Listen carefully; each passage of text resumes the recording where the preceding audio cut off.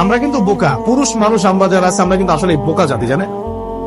আমি আমার বয়স অনেক কম যদিও আপনাদের চাইতে, তবে আমি কিছু বিষয় ফিল করেছি আমার লাইফে, যেটা আমি মনে করি আলহামদুলিল্লাহ আল্লাহ পাক আমাকে নিয়ামত দিয়েছে। যেটা আমি ফিল করেছি আমার লাইফে, যে মানুষের আল্লাহ ছাড়া আপন বলতে কেউ নাই, এটা আমি ফিল করেছি। আল্লাহ পাক ছাড়া একজন মানুষের সত্তাগত আপন, আপনার সত্তা আত্মাগত আপন বলতে আসলে কেউ না পৃথিবী। যারা আছে আমাদের আশপাশে সবাই সবার স্বার্থে থাকে, সবাই সবার প্রয়োজনে থাকে। প্রয়োজন শেষ হলে আপনাকে চিনবেও না অনেক। আপনি আমি যখন ইন্তেকাল করবো, এমন হবে 40 দিন পর কেউ আমাদের কবর জিয়ারত করবে কিনা সন্দেহ আছে। এগুলো বাস্তবতা। আর আমরা বোকা কেন জানেন? আমরা এই দুনিয়ার মানুষদের স্বার্থেই, আমার আশপাশের মানুষগুলোর স্বার্থেই সারা জীবন আল্লাহর বিরুদ্ধে চলি, আরাম খাই, সুদ খাই, ঘুষ খাই, দুর্নীতি করে ওদের মুখে হাসি ফোটানোর জন্য। যে মানুষগুলো আমাকেই চিনবে না পরকালে বা দুনিয়াতেই মারা গেলে আমাকে চিনবে না, তো সেই মানুষগুলোর জন্য আমি আল্লাহর বিরুদ্ধে চলে যাই। আমরা বোকা না? আর দেখবেন যেসব পুরুষের সৎ থাকতে চায় তারা শেষ বয়সে খুব একা হয়ে পড়ে। খেয়াল করে দেখে, যে পুরুষরা সৎ থাকতে চায় শেষ বয়সে গিয়ে দেখবেন তারা খুব একাকিত্ব ভুগছে। এখন একটা কমন সমস্যা এটা। অনেক প্রবীণ মানুষ যারা আছেন তারা কিন্তু একাকিত্ব ভোগেন, খুব একাকিত্ব ভোগেন। স্ত্রী দেখছে না, সন্তান খোঁজ খবর নিচ্ছে না, বন্ধু বান্ধবরা নাই, হ্যাঁ, বৃদ্ধাশ্রমে গিয়ে পড়ে আছে। পরিবারের বিরুদ্ধে এখন পুরুষ নির্যাতন বেড়েছে তার। হ্যাঁ, কত একটু ভিতর থেকে বলার চেষ্টা করবেন। হ্যাঁ, নারী নির্যাতন তো আছেই। আমরা জানি এমন দুশ্চরিত্রের লম্পট অনেক পুরুষ আছে সমাজে, যৌতুকের জন্য মেয়েদেরকে চাপ দেয়, স্ত্রীদেরকে চাপ দেয়, তাই না? শারীরিক মানসিক নির্যাতন করে না? মেয়েদের প্রতিও চরম নির্যাতন হয়, কিন্তু পুরুষদের উপরে কিন্তু দিন দিন নির্যাতন বাড়ছে। আমরা কিন্তু এই সেন্সে বোকা হয়ে গেছি। চালাক হবো কখন? যখন আমরা আমাদের দুনিয়ার প্রতিটা কাজ আল্লাহর সন্তুষ্টির জন্য করব। দুনিয়ার প্রতিটা কাজ যদি আমরা আল্লাহর সন্তুষ্টির জন্য করি, তাহলে আমরা কারো ব্যবহারের কথায় কষ্ট পাবো না ইনশাআল্লাহ। কারণ আমাদের সলাত, ইন্না সলাতি ওয়া নুসুকি মাহইয়ায়া ওয়া মামাতি, আমাদের সলাত সব স্যাক্রিফাইস, জীবন মৃত্যু কার জন্য? আল্লাহর কাছে আমার এক্সপেকটেশন থাকবে, যে আল্লাহর কাছে আমি চাই। কোনো মানুষের কাছে কোনো এক্সপেকটেশন নাই, কখন আপনি কষ্ট পাবেন। জীবনে সুখে থাকার দ্য ফিলোসফি অফ হ্যাপিনেস হচ্ছে এটা। জীবনে সুখে থাকার, সুখী হওয়ার, এই দুনিয়ার জীবনে সুখী হওয়ার ফিলোসফি হচ্ছে যে আল্লাহ ছাড়া কারো কাছে আশা করেন, এবং আল্লাহ ছাড়া অন্য কারোর জন্য কোনো কিছু করতে চান না, আল্লাহকে সন্তুষ্ট করার জন্য করতে চান। ইনশাআল্লাহ আল্লাহ পাক আপনাকে সবকিছুই দিবেন ইনশাআল্লাহ। সম্মান, মর্যাদা, প্রতিপত্তি, মানুষের ভালোবাসা সবই পাবেন যদি আপনি আল্লাহর হয়ে যাবেন। আমি একটু ভিতরে চলে আসছি আর কি, বাইরে আসি আবার। আসেন তো, এই যে কুরসির কথা বলছিলাম, আয়াতুল কুরসি কেন তেলাওয়াত করবেন? কারণ রাত্রেবেলা একজন মালাক বা ফেরেশতা আপনাকে পাহারা দিবে ইনশাআল্লাহ। আর পশ্চিমাদের দর্শন বলে দিলাম, ওরা কিন্তু এই অদৃশ্যের জগতে বিশ্বাস করে না। এই কারণে আমরা যারা অদৃশ্যের জগতে বিশ্বাস করি, আমাদেরকে এইসব সাম্প্রদায়িক শব্দ দিয়ে তারা সারা বিশ্বের বুকে আন্ডারস্টিমেট করার চেষ্টা করেছে। এগুলো ধরতে হবে। সামনে আসেন। এখন কুরসির পরে কি আছে? এই কুরসির উপরে আছে একটা মহাসাগর। কি আছে? মহাসাগর। নাসা কি বলেছে এখন পর্যন্ত? এই জন্য আমরা কেউ বিশ্বাস করি না। কালকে যদি দেখবেন নাসা বলে দেয় হ্যাঁ একটা মহাসাগরের সন্ধান পাওয়া গেছে, পৃথিবী থেকে লক্ষ কোটি আলোকবর্ষ দূরে, নাম দিয়ে দিল যে .FM0000mm2, একটা নাম দিয়ে দিল। ওরা তো এরকম নাম দেয় আর কি, তাই না? তখন কিন্তু দেখবেন সারা বিশ্বের মানুষ চোখ বন্ধ করে বিশ্বাস করবে কিনা?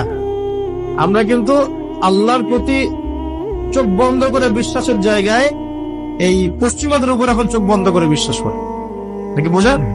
এটা কিন্তু শিরক হচ্ছে, এটাও শিরক হচ্ছে।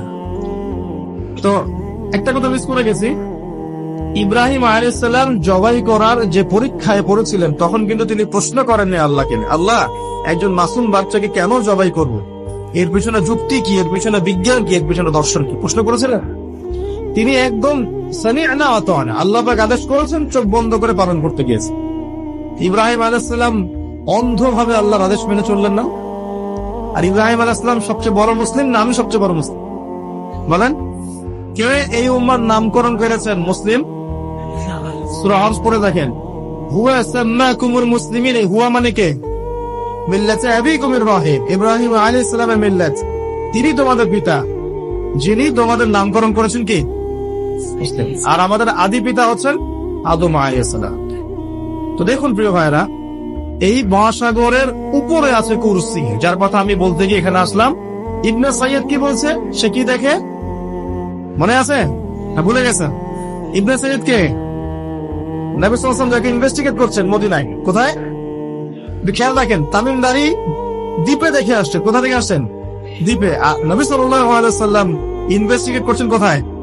মদিনায়। আচ্ছা, তো এখন এই ব্যক্তি বলছে আমি আরশ দেখি। নবী সাল্লাল্লাহু আলাইহি ওয়াসাল্লাম বলে আরশ কোথায়? সে বলছে আরশ পানির উপরে। কোথায়? পানির উপরে। তখন নবী সাল্লাল্লাহু আলাইহি ওয়াসাল্লাম বলছেন তুমি তো তাহলে শয়তানের আরশ দেখছো। কার আরশ দেখছে? শয়তানের কিন্তু আরশ আছে, শয়তানেরও কিন্তু একটা আরশ আছে। কোথায় এটা জানেন? সমুদ্রের উপরে। অনেকে বলে যে ভাই বারমুডা ট্রায়াঙ্গেলে আছে নাকি, এটা আমরা জানি না, এভাবে বলা যাবে না, এটা আমরা ব্যাখ্যা করতে পারবো না, আল্লাহ ভালো জানেন। তো এখন শয়তানও কিন্তু সিংহাসনে বসে, দিন শেষে বসে ওর যে চেলা চামুন্ডা যারা আছে ওদেরকে ডাকে, ডেকে বলে আজকে কি করাইছো তোমরা? একজন বলে যে আমি তো জিনা করাই দিছি দুজনের মধ্যে, আমি মদ খাইয়েছি মানুষকে, আমি মানুষকে পরকীয়ায় লিপ্ত করেছি, আমি একজনকে একজনের বিরুদ্ধে উস্কে দিয়ে হত্যা করিয়ে দিয়েছি। এরকম করে শয়তানরা বলতে থাকে। তো ইবলিস বলে না, তোমরা তেমন কোনো কাজ করতে পারো না। ইতিমধ্যে একজন শয়তান এসে বলে যে আমি একটা কাজ করেছি। কি কাজ করেছো? যে আমি একটা পরিবারের স্বামী স্ত্রীর মধ্যে বিচ্ছেদ ঘটিয়ে দিয়েছি। কি করেছে? এটা এখন বেশি হচ্ছে না? বেশি হচ্ছে না? আপনার খবর রাখেন না মনে হয়, পড়াশোনা করে দেখেন, প্রতি 3-4 মিনিট একটা ডিভোর্সের ঘটনা ঘটে, প্রতি 3-4 মিনিটের মধ্যে। তো এবার শয়তান তাকে ডাকে, এদিকে আস, তুমি একটা কাজের কাজ করেছো। তখন নিজের গলার যে মালা বা যেটা আমরা গোল্ড মেডেল বলি, অ্যাওয়ার্ড যেটা বলি, এটা তার গলায় সে পরিয়ে দেয়, দিয়ে বলে তুমি একটা কাজের কাজ করেছো। তার মানে আমরা বুঝতে পারলাম শয়তানের কাছে সবচেয়ে বড় একটা মিশন কি? পরিবারগুলোকে ধ্বংস করে দেয়। খুব সতর্ক থাকতে হবে আমাদের সবাইকে। আল্লাহ পাক আমাদের সবাইকে ধৈর্য দান করেন। আর পরিবার টিকে থাকে ধৈর্যের উপরে। আরেকটা বিষয় বলে দিই, স্বামী স্ত্রীর মধ্যে, যুবকরা এটা উপকৃত হবেন ইনশাআল্লাহ, স্বামী স্ত্রীর মধ্যে শুধুমাত্র ভালোবাসা পরিবার টিকানোর জন্য যথেষ্ট না। স্বামী স্ত্রীর মধ্যে ভালোবাসা চাইতেও বেশি প্রয়োজন হচ্ছে একে অপরের প্রতি বিশ্বাস। কি দরকার? বিশ্বাস না থাকলে ভালোবাসা টিকবে না। প্রয়োজন একে অপরের সম্মানবোধ, একজন একজনের সম্মানটা যেন বোঝে, এবং আনুগত্যের প্রয়োজন আছে। স্ত্রীরা যদি স্বামীদের আনুগত্য না করে সংসার টিকে না, সংসার ভেঙে যায়। বিশ্বাস, আনুগত্য, ভক্তি, সম্মান, শ্রদ্ধা, এর সাথে যখন ভালোবাসা যুক্ত হবে তখন পরিবারটা ইনশাআল্লাহ জান্নাতি পরিবার। আর কিছু বলদ আবার বলে দিতে পারে যে পরিবারকে আবার জান্নাতের সাথে তুলনা করে ফেললাম। এটা কি পরিবারকে জান্নাতের সাথে তুলনা করে দিলাম? জান্নাতি পরিবার মানে কি? পরিবারের মধ্যে আপনি সুখে আছেন। কিছু মানুষ কথার রূপকথাও ধরতে পারেন, এমন কিছু মিন মাইন্ডেড মানুষ আমাদের সমাজে আছে, কথা সেন্টেন্সের রূপকথাও ধরার মতো জ্ঞান আল্লাহ পাক তাদেরকে দেন। ইউসুফ আলাইহিস সালামকে ডাকছেন, ইউসুফ আলাইহিস সালাম সামনে আসলেন। এখন ওই যে আজিজ তার স্ত্রী মহিলাদেরকে ডেকে বলছেন তোমাদের হাতে একটা করে চাকু, একটা করে ফল আছে, ইউসুফ আসো বাইরে আসো। ইউসুফ বের হলেন। ইউসুফ আলাইহিস সালামকে দেখে এই মহিলারা কি করেছিল? ওই সেল কাটতে গিয়ে হাত কেটে ফেলছে। হাত কেটে ইউসুফের দিকে তাকিয়ে তারা বলছে যে মা হাদা ইল্লা বাশারা, এটা তো মানুষ না, ইনি তো মনে হচ্ছে মালাকুন কারীম, একজন সম্মানিত ফেরেশতা। কি বলছেন মেয়েরা? এ তো মানুষ না, এ তো মনে হচ্ছে ফেরেশতা। এত সুদর্শন, এত সুন্দর মানুষ হয়। তো এখন এই মহিলাগুলো কি ইউসুফ আলাইহিস সালামকে ফেরেশতার সাথে তুলনা করলো? বুঝতে পারেন না কথা? এই মহিলারা কি ইউসুফ আলাইহিস সালামকে ফেরেশতা বানাই দিল, না একটা উপমা দিয়েছে? আশ্চর্য একটা বিষয়। আপনি যদি মদিনায় যান, পরিবেশ দেখে বলেন মাশাআল্লাহ একটা জান্নাতি পরিবেশ আছে, মানে কি আপনি মদিনা সমান সমান জান্নাত বানালেন? মানে এরা বাম পক্ষ সমান সমান ডান পক্ষ প্রমাণিত, এই তত্ত্বে বিশ্বাস করে। মানে ওই যে left hand side right hand side অঙ্ক করছেন না, 2+2 = 4। কি বলবো, কাশ্মীর একটা জায়গা আছে না, কাশ্মীর একটা রিনাউন্ড প্রবাদ হচ্ছে কাশ্মীরকে এই পৃথিবীর ভূস্বর্গ বলা হয়। শোনেন নাই? কাশ্মীরকে পৃথিবীর ভূস্বর্গ। তার মানে কি কাশ্মীর আর জান্নাত সমান সমান, কাশ্মীর সমান সমান জান্নাত। এখন আপনি ইন্তেকাল করলে, আমরা ইন্তেকাল করলে কবর হবে হয় জান্নাতের টুকরা, না হলে জাহান্নাম, জান্নাতের বাগান, না হলে জাহান্নামের গর্ত। এটা আছে না হাদিসে? কবর হবে হয় জান্নাতের বাগান, না হলে কি জাহান্নামের গর্ত। এখন একজন জান্নাতি মানুষ, মনে করেন একজন জান্নাতি মানুষ আমরা যার ব্যাপারে জানি যে তিনি জান্নাতি, যেমন এক্সাম্পল দিচ্ছি, নাম হচ্ছে মুআজ বিন জাবাল। নাম জানেন? সাহাবী নাম শুনেছেন? মুআজ বিন জাবাল রাদিয়াল্লাহু আনহু ইনশাআল্লাহ জান্নাতি না জাহান্নামী? ইনশাআল্লাহ জান্নাতি। এখন মাওলানা তারেক জামিল সাহেব তিনি তার হাফিজাহুল্লাহ তার কবর জিয়ারত করতে গিয়েছে, এই কয়েকদিন আগে হবে। সেখানে গিয়ে তিনি বলছেন যে আমি কবরের সামনে দাঁড়িয়ে আমি দোয়া করতে শুরু করলাম, মিশকাম্বরের ঘ্রাণ পেতে শুরু করলাম। মাওলানা তারেক জামিল হুজুরের ভিডিও ক্লিপ আছে, দেখেন ইউটিউবে। তিনি বলছেন, এখন এই যে সাহাবী মুআজ বিন জাবাল একজন জান্নাতি সাহাবী, তো তার মাকবারা থেকে যে মিশকাম্বরের ঘ্রাণ আসলে এটা কি জাহান্নাম থেকে আসবে? এখন কেউ যদি বলে যে মাশাআল্লাহ এই ঘ্রাণ শুনে তো মনে হচ্ছে যেটা জান্নাতি ঘ্রাণ, তার মানে কি সেই কবরটাকে জান্নাতের সাথে তুলনা করলো? মানে কবরটা সমান সমান জান্নাত। এই যে 2 যোগ 2 4 মিলানোর চেষ্টা করে, মানে মানুষের ইন্টেলেকচুয়াল লেভেল কত নিচু হয়ে গেলে একটা রূপকথাও মানুষ বুঝতে চেষ্টা করে না। আর এই সিলি একটা ইস্যুকে নিয়ে সারা অনলাইন গরম করে রাখে দিই। ভাবখানা এমন ইসলামী খেলাফত কায়েম হয়ে গেছে, আর কোনো ইস্যুই বাকি নাই।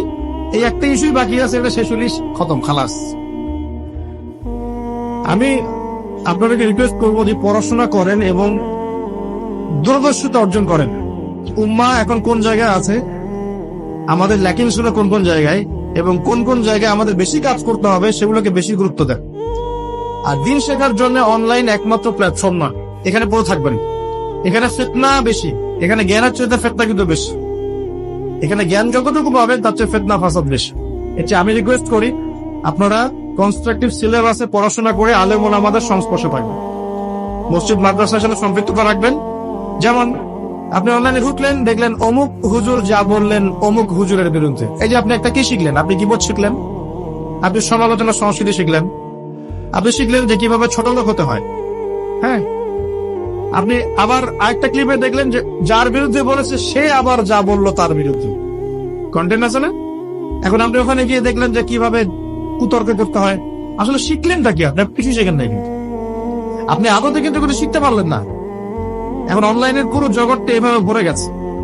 আমি এমনও দেখেছি, মানে তাজ্জিব হয়ে যায় এগুলো কথা বলতে। আমার মানে খুব, আমি হীনমন্যতায় ভুগছি কথাগুলো বলার কারণ, কিন্তু আপনাদের ইন্টেলেকচুয়াল লেভেলটাকে রাইজ করার স্বার্থে কথাগুলো বলছি। কারণ আমি আপনাদেরকে ভাই মনে করি। বাংলাদেশের প্রত্যেক সেক্টরের মানুষকে আমি আমার আপন ভাইয়ের মতো মনে করি, হোক সে পলিটিশিয়ান, হোক সে ইকোনমিস্ট বা প্রশাসনের লোক বা সাধারণ জনগণ, হুএভার হি ইজ। আপনি যখন পুরো জাতির সবাইকে আপন করতে পারবেন না, তাদেরকে নসিহত করতে পারবেন না, সাম্প্রদায়িক হয়ে যাবেন, তখন আপনি একটা সম্প্রদায়ের স্বার্থ দেখবেন, অন্যদের স্বার্থ দেখতে পারবেন না। দেখুন, আমার কথাটা গড়ের সাথে একজন ব্যক্তি বিশুদ্ধ করে কোরআনও তেলাওয়াত করতে পারে না।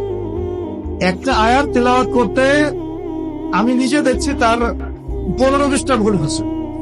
ভুলগুলো এমন মেজর ভুল হচ্ছে যে আয়াতের অর্থ বিকৃত হয়ে যাচ্ছে। সেই মানুষকে দেখলাম স্টেজের মধ্যে বসে বড় বড় আলেম যারা ইফতা ফারেক করেছেন, বড় মুহাদ্দিস মুফাসসির মুফতি হয়ে গেছেন, ওই মুফতি সাহেবদেরকে সরাসরি স্টেজে চ্যালেঞ্জ করছে যে বুকের পাড়া থাকলে আমার সামনে আয়। অথচ আমি নিজে তেলাওয়াত শুনে দেখলাম সূরা নিসার একটা আয়াত তেলাওয়াত করতে 12টা ভুল করে ফেলছে। তেলাওয়াতই হয় না, মানে মদ মাখরাজ মক্তব আছে না, মক্তব, এই মক্তবের লেভেলের বাচ্চারা যে তেলাওয়াতটা পারে সেই তেলাওয়াতটাও পারে না। এটা আপনারা অত বুঝবেন না, কারণ অনেকে বুঝবেন না, যারা আলেম তারা বুঝবেন কথা। এখন এই যে কুতর্কের সমালোচনার অপসংস্কৃতি ইউটিউব ফেসবুকের মধ্যে দিয়ে ছড়িয়ে গেল না, সে যে লেভেলে আছে, ওই মুফতি যাকে সে চ্যালেঞ্জ করছে সেই মুফতির সামনে তার মিনিমাম 2 বছর কোরআনই পড়া উচিত, মিনিমাম 2টা বছর খালি বসে বসে কোরআন তেলাওয়াত করা শেখা উচিত। সে স্টেজে উঠে ফখর করে তাকে বলছে বাহাসের জন্য আসো, এখনই বাহাসে বসো। কি মনে করছেন শরীয়তকে? কোরআন তেলাওয়াত করা তো একটা প্রাথমিক লেভেলের বিষয়। এরপরে ব্যাকরণ জানতে হয়, এর নাহু সরফের জ্ঞান দরকার হয়, এর বালাঘাটের জ্ঞান দরকার হয়, এর উসুল জানতে হয়, ইবারত পড়া শিখতে হয়, হাদিসের কিতাবগুলো আপনার গবেষণা করার যোগ্যতা অর্জন করতে হয়, ফিকহের বইগুলো পড়তে হয়, উসুলে ফিকহের বই পড়তে হয়, উসুলে হাদিসের বই পড়তে হয়।